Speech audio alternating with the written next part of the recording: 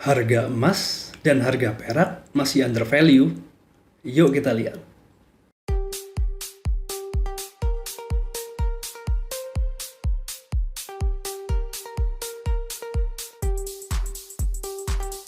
Halo guys, Assalamualaikum warahmatullahi wabarakatuh. Apa kabar semua? Semoga dalam keadaan sehat walafiat ya, dan tetap semangat dalam menjalani ibadah puasa di bulan Ramadan ini. Kali ini adalah edisi spesial teman-teman ya, karena video ini akan saya upload ke dalam dua channel saya, yaitu Mentor Keuangan dan juga Gudang Emas dan Perak. Nah, kenapa gitu? Karena kita topiknya adalah mengenai apakah harga emas dan perak ini under value ya. Nah, ini cocok untuk kedua channel tersebut. Kalau yang Mentor Keuangan untuk personal finance, jadi bagaimana teman-teman bisa menggunakan emas dan perak sebagai instrumen keuangan, dan tentunya kalau untuk gudang emas dan perak ini sebagai tambahan informasi dan wawasan ya. Nah, by the way, di sebelah kanan saya atau di sebelah kiri teman-teman, ini sudah ada perak yang keluar nih. Ini kebetulan semuanya keluar di bulan Ramadan ini ya.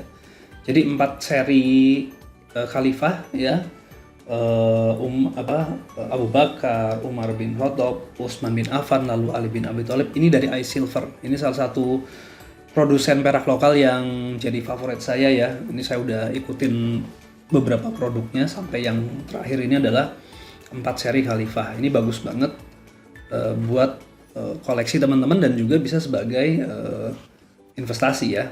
Nah, oke, nah, lalu yang kedua adalah ini baru banget, yaitu namanya bullion spot ya. Kebetulan Gudang Emas dan Perak adalah distributornya. Nah, ini dia baru ngeluarin satu jenis, ini nggak kelihatan ya. Nanti saya coba shoot lebih dekat ya di akhir ya. Ini baru satu jenis yang dia keluarkan, edisi Jakarta. Perak 10 gram aslinya harganya sekitar Rp225.000. Nah,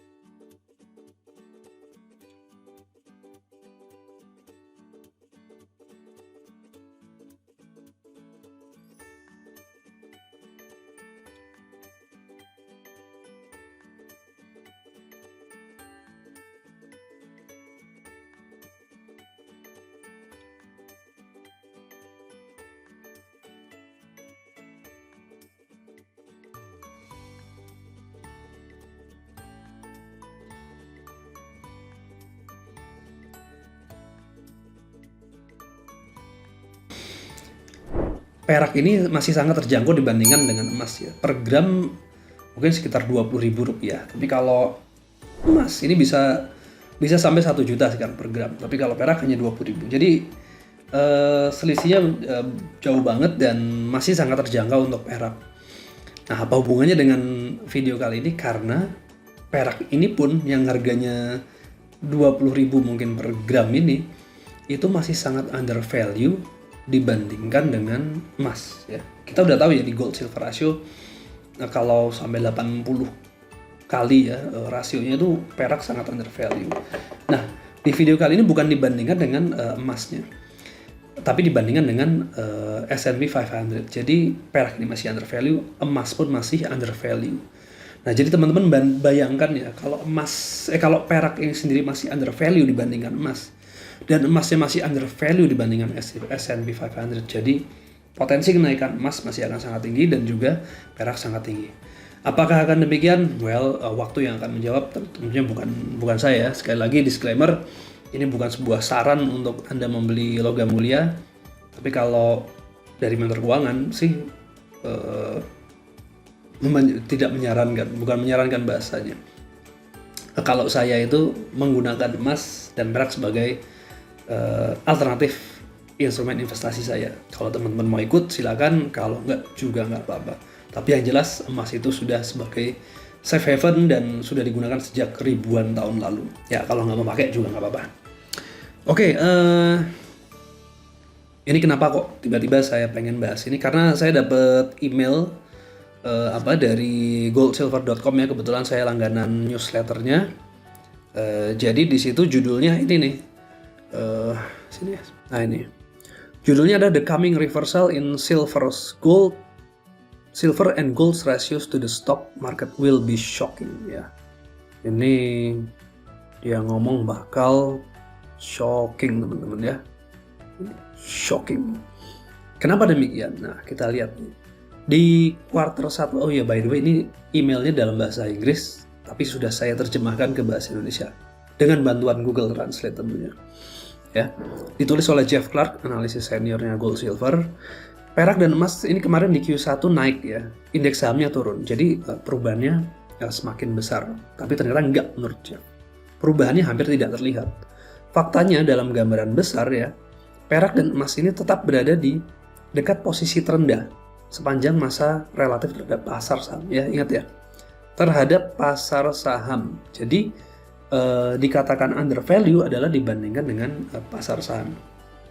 Ini akan menjadi sangat debatable ya untuk orang-orang yang menganggap bahwa nggak apple to apple emas dibandingkan dengan saham ya. Tapi anyway, kita coba melihat dari salah satu sudut pandang ya. Kalau emas itu dinilai berdasarkan pasar saham ya, rasionya. Jadi kalau menurut Jeff Clark ya, emas relatif terhadap saham sangat undervalue ya. Ya, ini berikut adalah rasio emas terhadap S&P 500. Lingkaran merah berasal dari Jumat lalu 8 April. Yang ini teman-teman ya. 0,43 ya. Rasio saat ini pada dasarnya sama dengan di tahun 2006. Yang mana nih? Yang ini ya. Di sekitar ini. Mungkin sama. 0,43 rasionya ya, dibandingkan dengan S&P 500. Saya menandai puncak yang telah dicapai rasio ini sebelumnya. Untuk mencapai tingkat tertinggi sebelumnya harus naik hampir 4 kali menyamai rekor tertinggi tahun 2011. Jadi kalau 0,43 ini dibandingkan dengan ini naiknya harus bisa sampai 4 kali ya naiknya. Jadi kalau sekarang harga emas per gram 1 juta, jadi 4 juta. Lebih dari 5 kali untuk mencapai puncak tahun 1987. Di mana nih? Nah, ini dia. Oke, ini 5 kali guys. Dan hampir 7 kali menyamai rekor tertinggi tahun 1974. Di sini 7 kali. Ya. Dan lebih dari 17 kali, ini yang luar biasa. 17 kali untuk menyamai rekor tertinggi di tahun 80. Di sini 7,8. Jadi pada tahun 1980 teman-teman ya, rasionya adalah harga emas itu lebih tinggi daripada S&P 500. Kalau sekarang hanya 0,43 kalinya saja. Oke ya, kita lanjut. Nah, karena rasio satu aset ini bisa bergerak ya lebih dari yang lain ya, bergerak bisa naik lebih tinggi, lebih rendah.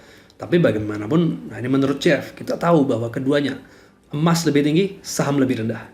Ini suatu pendapat yang selalu dipegang oleh teman-teman dari goldsilver.com ini setahu saya. Ini tidak terlalu mengejutkan karena emas cenderung melindungi penurunan pasar saham. Ya teman-teman pasti sering dengar ya istilah safe haven ya.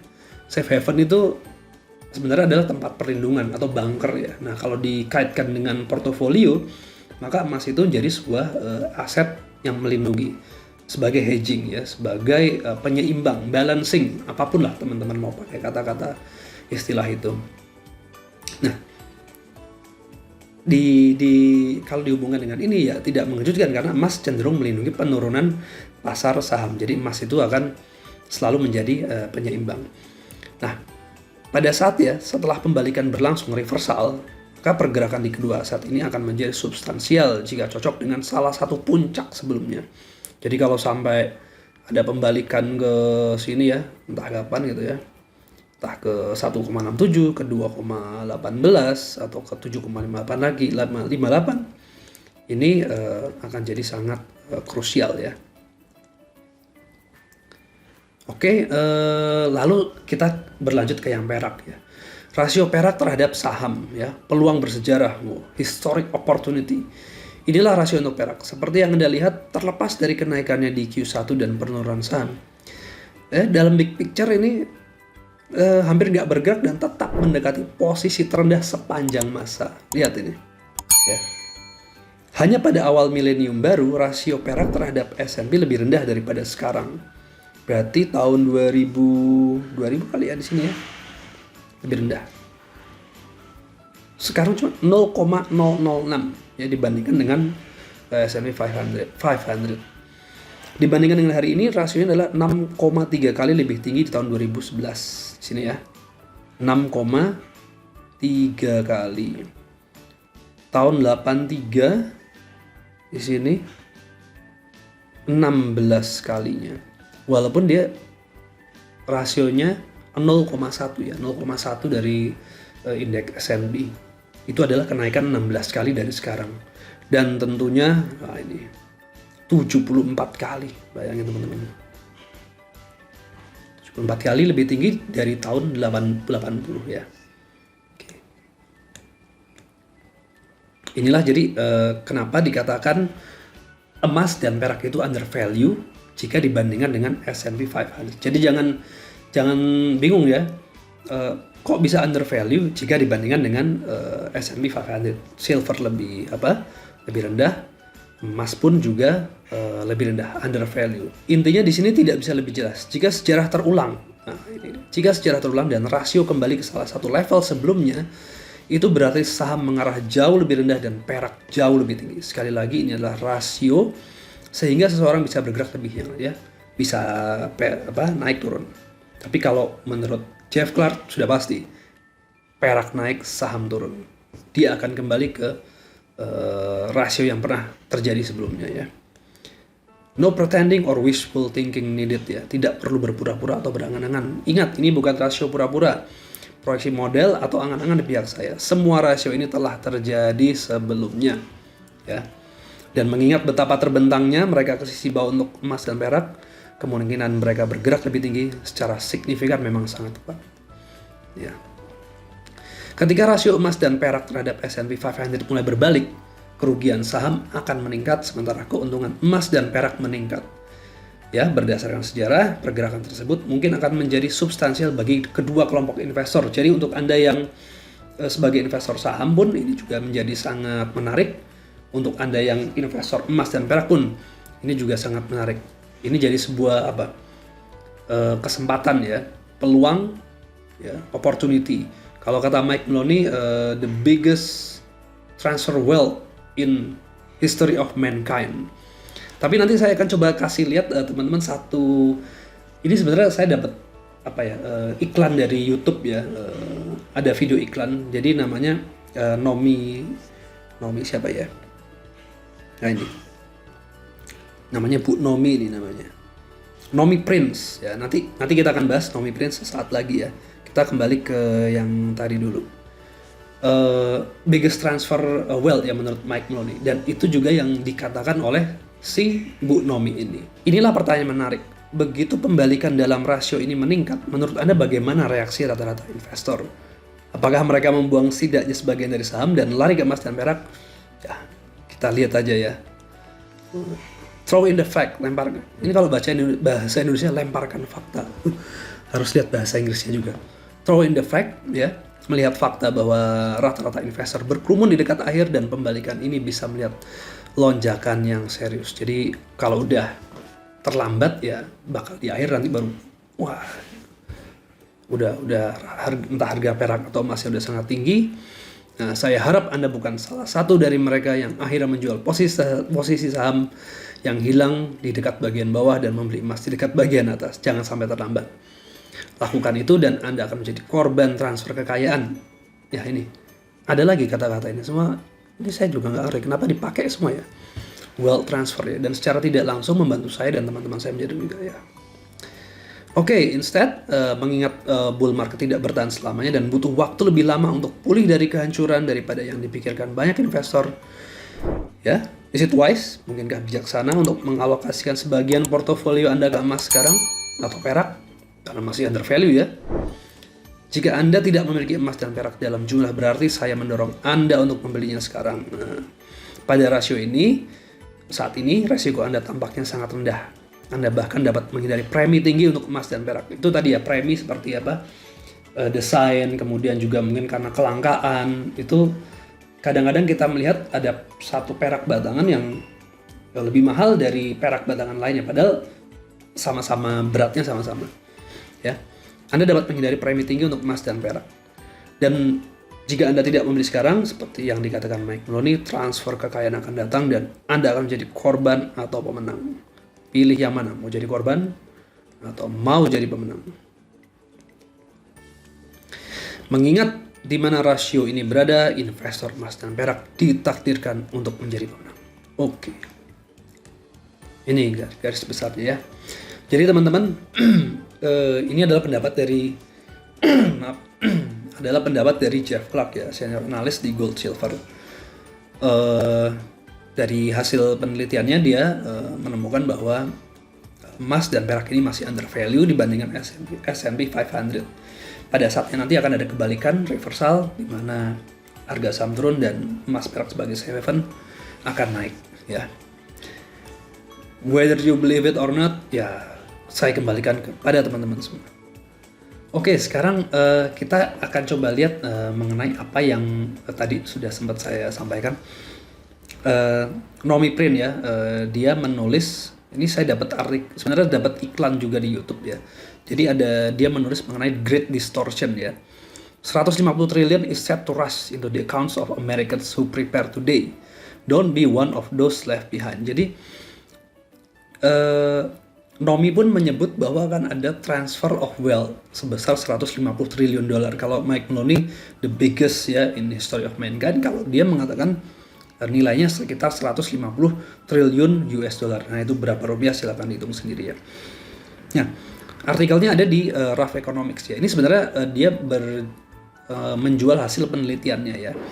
Tapi yang cukup menarik di sini. Kalau nggak kita langsung ke gambar. Saya kebetulan udah kumpulin gambar-gambarnya. Nah, Nomi ini menulis sebuah buku ya, Collusion namanya. Jadi How Central Bankers Rig the World ya. Nomi Prince. Ini saya jadi teringat buku ini apa, The Monster from Jekyll Hyde ya. Karangan siapa, Richard Griffin ya kalau nggak salah. Jadi asal sejarah terbentuknya The Fed. Nah, kenapa kok judulnya sekarang How Central Bankers Rig the World? Ini kok senada gitu. Itu ini juga saya. Padahal mungkin mereka janjian kali ya nulisnya. Oke, ini dia menulis buku itu. Lalu, nah ini yang menarik. America's Financial Future Explained in One Chart. Nah, so can you what exactly are we looking at here ya? Tahun 71 disinilah kalau dia mengatakan terjadi perpisahan. Jadi dimulai tahun 71. Kalau Nomi mengatakan tahun 71 ini terjadi distorsi pada US dollar. Richard Nixon mendistorsi US dollar. Tapi tentu kita tahu untuk yang mendalami emas dan perak, tahun 71 adalah Nixon shock, di mana Nixon melepaskan keterkaitan antara US dollar dengan emas ya. Oke. Nah, garis yang putih ini dia mengatakan adalah financial world economy, terus naik gitu ya, seperti ini ya. Tapi kalau yang kuning inilah real world economy, tetap aja segini. Nah, ini dimulai pada tahun 71, jadi terjadi perpisahan dari financial world dengan real world. Ini dimulai tahun 71, itu yang dikatakan oleh Nomi Prince ya. Kita lihat lagi gambar selanjutnya. Nah, money supply grew steadily until 71, then it exploded higher. Jadi pada sebelumnya money supply steady, tapi begitu mulai tahun 71, nah di sini lihat teman-teman, money supply-nya begini. Cus ya, naik terus. Do you see what happened starting in 1971 here? Nah, money supply-nya naik terus. Oke ya. Oke, nah tahun 71 ya ini ya origin point-nya ya, perpisahan dari real financial world dan real world. Kemudian tahun 71 dimulailah money supply yang terus menerus. Jadi the Fed terus mencetak uang terus menerus tanpa henti, ya, nggak berhenti sampai sekarang, ya. Dan bahkan pada tahun 2008 pada krisis ini ya, subprime mortgage, lihat tiba-tiba dari 1,4 triliun dolar di sini langsung naik 1,8 triliun dolar. Hanya dalam waktu 2007, 8, 9, 10, 4 tahun. Oke. Lalu kenapa nih? Nanti kita lihat terus ya. Oke. Our money supply has exploded higher since 2020. Jadi pada saat pasca COVID, mulai COVID, lebih-lebih lagi dari 4 triliun dolar, money supply-nya sekarang sudah berapa ini? 21 triliun dolar mungkin ya. Exploded ya. Makanya nggak heran kalau terjadi inflasi ya di sana ya. Amerika menghadapi inflasi yang cukup tinggi sekarang. Nah, America's huge pile of national debt makes combating inflation more difficult. 1% kenaikan di interest rate ya. Jadi kemarin baru naik interestnya ya di Amerika. Akhirnya apa? Akibatnya adalah 30 triliun dolar increase di biaya bunga dari national debt-nya. By the way, PDB-nya tingkat utangnya Amerika sendiri sudah melebihi produk domestik brutonya Amerika sendiri ya, udah lebih dari 100%. Nah, kalau dia meningkatkan suku bunganya, bertambah lagi kebutuhan untuk pembayaran utangnya ya, bunganya.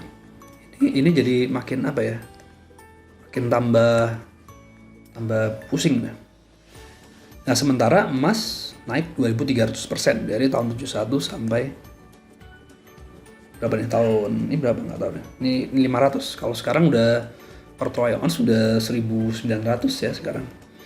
Nah, apa sih lalu kenapa saya kok menampilkan apa yang dari si Nomi Prince kemudian Jeff Clark juga ini. Intinya ada kemiripan di situ. Kalau Mike Maloney mengatakan transfer of wealth ya, the biggest in the history of mankind dalam a few next decades, mungkin 10 tahun lagi, tapi ya nggak tahu, mungkin bisa lebih. Kalau yang tadi disampaikan oleh Nomi Prince ini, yang Great Distortion ini ya, bentar, Great Distortion ini ada di sini. Nah ini bisa berlangsung sampai 20-30 tahun lagi ya, gitu. Jadi intinya kesamaan dari mereka adalah adanya transfer of wealth ya. Cuman kalau Nomi dia tidak mengembalikan kepada emas, tapi dia kalau ini kan jualan dia mempromosikan penelitiannya ya. Jadi dia mengatakan dia menemukan saham sebuah perusahaan yang mungkin bisa naik sampai 10 kali lipat. Kemudian juga bagaimana ekonomi itu berubah seperti electric vehicle. Nah, ini juga ditawarkan hasil penelitiannya. Dan kemudian yang terakhir adalah bank to the future. Jadi bagaimana virtual bank ini, global payment ini bisa berpengaruh dalam kehidupan kita di masa depan. Jadi dia perbedaannya dengan Mike Maloney, kalau Mike Maloney itu kembali ke emas dan perak ya sebagai the real money. Kalau di sini dia menyarankan kita untuk coba cari sebuah alternatif instrumen investasi yang bisa naik luar biasa ya, gitu. Nah, ini juga menarik nih teman-teman. Since the beginning of 2020, I've come to realize we're not facing a crash at all. Bukan crash, tapi a huge crisis coming. But it's not the kind of crisis most people expect. The Fed is in a catch-22. Catch-22 ini dilema. Jadi maju kena, mundur kena, makan buah si malakama. Jadi bingung. They can't stop printing and they can't raise rate enough to cap inflation. Jadi mau terjadi COVID seperti ini sekarang, butuh bailout ya, butuh banyak bantuan, harus cetak uang. Tapi itu ya akhirnya pada suatu titik menyebabkan inflasi ya.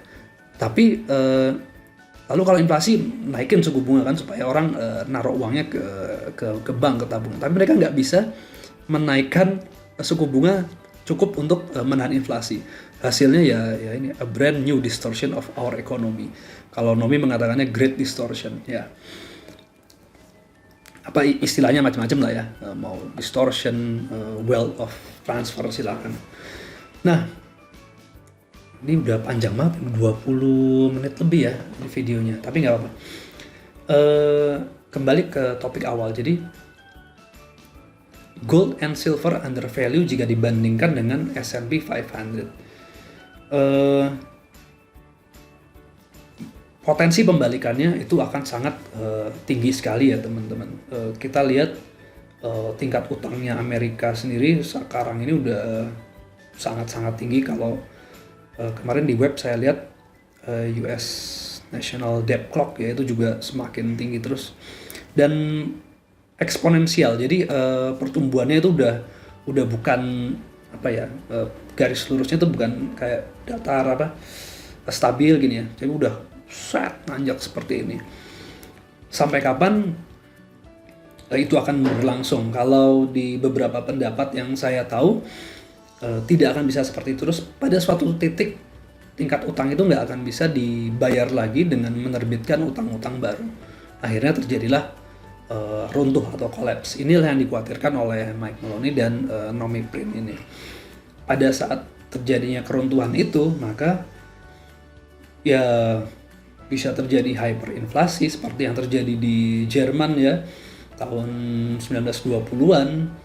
Kalau bahkan untuk membeli sepotong roti aja harus bawa sekeranjang uang. Itu benar-benar mengerikan sih kalau menurut saya. Jangan sampailah Indonesia atau kita mengalami hal seperti itu. Namun siapa yang tahu ya, dalam waktu setahun, 2 tahun, atau 5 tahun, atau 10 tahun lagi dunia akan menjadi seperti apa, kita juga nggak tahu. Perubahannya terjadi sangat cepat.